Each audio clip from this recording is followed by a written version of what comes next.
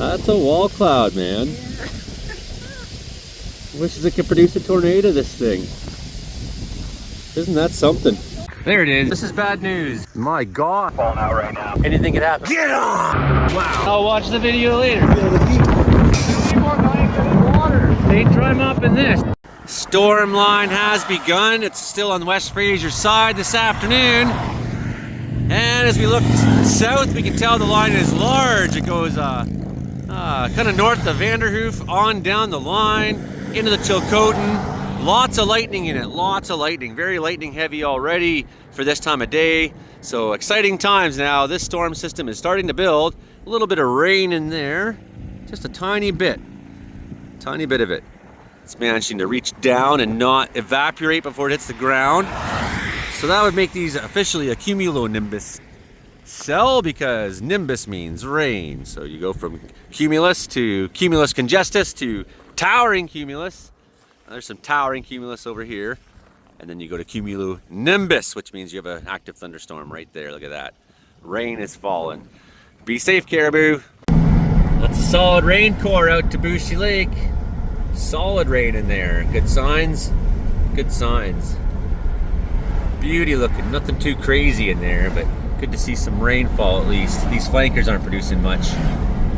That core is rainy. Let's find it today. We just had a lowered base on this storm here, looking across from Quesnel Airport. Had a nice lowered base, like a bit of a wall cloud in behind there. And it was a good looking scud pulling up into it that when I first looked over, I was like, is that a funnel cloud coming out of the wall cloud? But no, most likely not. But you can definitely see there's like a bit of a gust front there. It's moving just to our right. It's gonna cross 97 somewhere by 10 Mile Lake. We're gonna see if we can get ahead of it and catch this cell when it hits. Beautiful looking. It's getting darker quick in there. It's a big line. Problem with the lines is sometimes like they're almost better as individuals, like a storm cell. Oh, cold. I drove by this with Lana. Maybe I should have stopped then, but I always feel like if I get my tasks done, then I can. No, it's coming. Then I can relax. Awesome. But this is the south end. Awesome view. I'll have to go here to. Yeah, this is the south end of it. Which is good, because sometimes the south end is where the most action is going to be, as opposed to like right in the middle of the line. Although the middle can sometimes have really good gusting winds. Look at how flat the base is of those clouds. It's like the big time feeding going on. So this is all the inflow here, right? And that's all outflow this way. And then it goes, it's stretching that way. Yeah, it's thunder's behind us, eh? Yeah. Start hearing thunder. I'm spooked these days after that last shock. Haven't heard any yet. I'm trying to get the word around to crews out there on the fire. It's like, man, get away from the hose lay when you start hearing thunder. Like, I don't understand how that's not like, this is British Columbia. People don't take thunderstorms seriously, even in the industry where you should be taking them seriously, right? So yeah, tell that to crews, like, you start hearing thunder, get away. Like, you don't have to see lightning, you don't have to have the rain on you. Like, drop your hose. You got like this closed circuit going around the fire. Everyone's attached to it with the nozzle. One lightning strike hits somewhere up there, it could fry 20 people, 30 people, 40 people. I was in a block, I don't know where the block hill was it? It was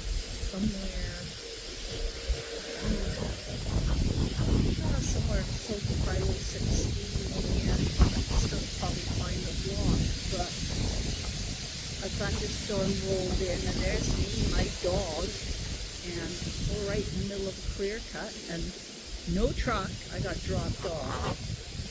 All I could do was turn off my radio, throw my planting shovel as far away as I could, and curl up in a ball on the ground with the dog a few feet away, and wish the hell I didn't have cork boots on.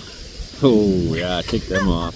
And then the lightning strike hits over in the necks, in the standing timber. Oh man, and then this icy cold rain. Oh, it was gross. I didn't even have time to get my rain gear on. Come on, hybrid tornado. Let's go. be awesome. That's a certain wall cloud. Absolutely. There's no doubt about it. It's kind of slowed down a bit. For a little while, the back half, when you looked at it in the zoom, was very flat. Very flat, that backside. The wind wrapping around it.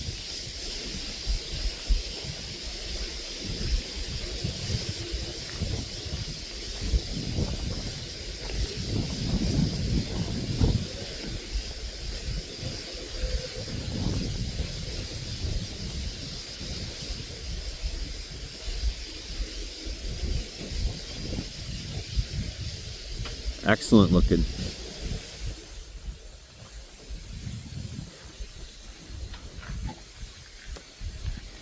Look over your shoulder there, the whole thing is shifted. Yeah, we kind of missed that one cell, eh?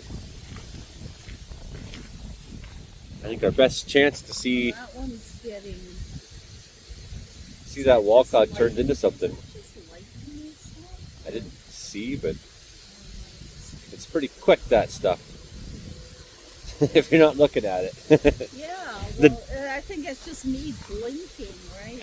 And in the daylight, Yeah, it's hard to spot in the daytime because you think you're just blinking and it's cloud to cloud. well, it's amazing how many people I hear that don't understand that aspect, because they'll be like, well, there was lightning tonight, but there was no thunder. It's like, no, there was thunder, because the lightning's 50 kilometers away. Yeah, You can see it a long ways at night. Oh, wow, I didn't know that, and then oppositely, like, we could hear thunder, but there was no lightning. I'm like, that's not how it works. It's the daytime, you couldn't see it. It's interesting because all the storms that have gone around my house this year, I saw, you could see the lightning, but they were too far away to pick up the thunder, and the most I could get was this kind of subsonic thing happening in my gut that even the dog couldn't pick up, and he is just terrified of storms, and he usually knows. That's a wall cloud, man. Yeah. Wishes it could produce a tornado, this thing. Isn't that something? I don't know what the conditions are. I don't believe so. No, I don't think there's enough, there's quite enough energy going. Well, there's energy up top, though. That's the thing. We may be a little bit short of it here today, but with that low passing through, like they were calling for funnel clouds in Vancouver Island, Georgia Strait, into the Coast Mountains today. So that's what I'm hoping for, is that even though we're not in that zone, I'm like, if they can get it, Well, it's a nice it's not crazy to think that we could. It's a nice distance to view it from. That's got to be what? 5 kilometers away? Maybe more. That's a little ways. That's a definite wall cloud. Can't see any rotation clearly, though. It's pretty high base.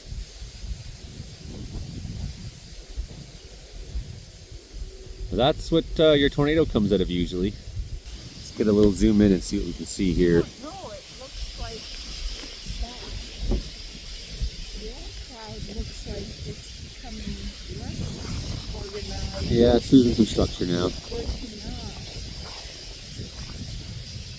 Losing some structure. It's, Even to see one at all in the Cariboos, sometimes like, oh wow, a wall cloud. That's it's not enough energy out there. It wasn't hot enough. no. We need to get this 2 hours from now to And we didn't get the maximize the yeah, heat potential. It wasn't hot enough. Yeah, it's breaking off now.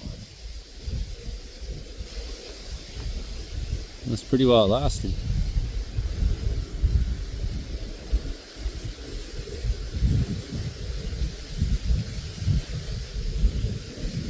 Rumbling now, consistent again. I think crossing the Fraser River should piss it off.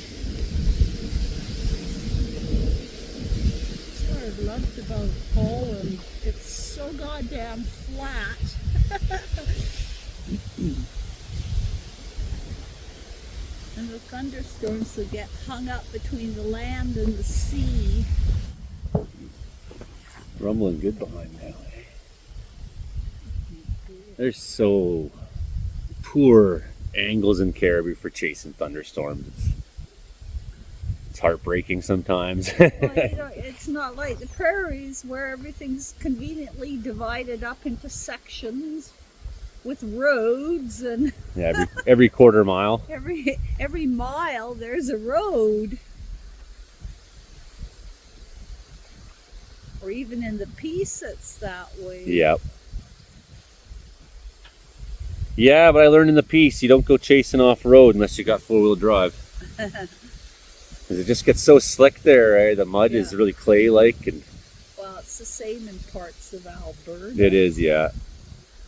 If there happens to be houses on, if there happens to be a farm on that road, then it's graveled, but... There was one I chased in the Peace there, and out past my buddy Carl's place. Damn, it's the wrong way now. I have to get running again. And he, yeah, so I went off chasing from his place. I was like, okay, I'll get this great view from this hilltop over here, and like went down that road, and the rain came and hammered through. I tried to drive out in that van. Oh my. If it was anybody except a redneck, you know what I mean? Like, anybody without a lot of bush and mud experience, I don't know how much luck they would have had. Because I just hammered the gas and went through stuff that was like half a foot deep, you know. But that was road 20 minutes before. Crossing the river might re-energize it. Way on the other side of the rain. Yeah. So all this flat section here is all the inflow. Yeah. That's why it's so flat. That's the growth. That's what's feeding it. You got almost a mothership kind of look to it, right? So then, you know, part of what makes that shape is the inflow goes one way and the outflow comes the other. When you see that real mothership look, it's kind of like... Yeah, look where the wall cloud was now. That flat bottom. What I seen the other night was a seemingly boring cell hit Williams Lake 2 nights ago, or just went past, I should say. And it died out before it got to town. And I was sitting there saying to the guys, well, hopefully crossing the Fraser River pisses it off enough to do something. And that's precisely what happened. It only kicked out 3 more bolts or 4 more bolts after that. A little popcorn, but it as it crossed the river, it got energized enough to kick out. 3 bolts. Yeah, it may be actually more than that, but it was 3 ground strikes that were... And one that was pretty close to Williams Lake and was pretty spectacular, and I wish I was filming at the time. But then once it kind of got out of the environment of the river, it said goodnight, went to bed. Into a little bit more moisture-rich environment from the river, just a little bit, and then a little bit warmer down there. Then it's got the terrain, topography to climb up out of. So that gives a little bit of orographic lift, at least, to re-energize that, you know, a pulse thunderstorm that was basically dead.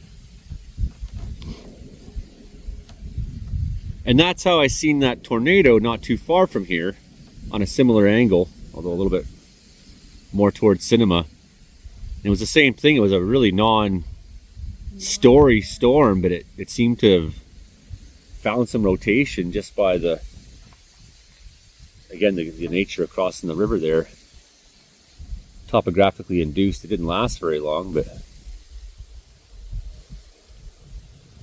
that was the one on July 12th, 2015. Look at that inflow cloud there. It's starting to build some height. Then you got these guys down the line still too. You can see them popping off.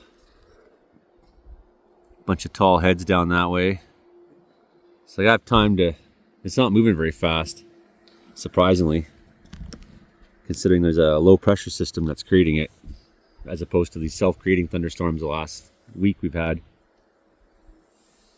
Just instability fueled storms. They didn't have much moisture to work with, why there was so little lightning. Or so little rain, sorry, but lots of lightning, dry lightning. Whereas we have a lot more moisture to work with, I think, coming in. But yeah, look at the line. You can see it now, really. Like 1, 2, 3 forming up. Yeah.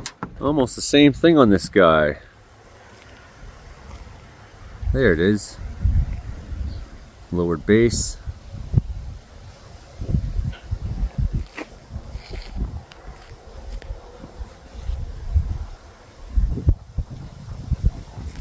Another one coming storm over there, another wall cloud. Oh, there is too. There you go. There it is. It's better than being in Terrace. You hardly ever get a thunderstorm in Terrace. It's at the front of the line, so it's not your typical. One of the most intense things I ever seen was at the front, even though everyone tells you that the tornado activity's at the back. That one in Alberta that we got underneath, that was. This one's really building fast.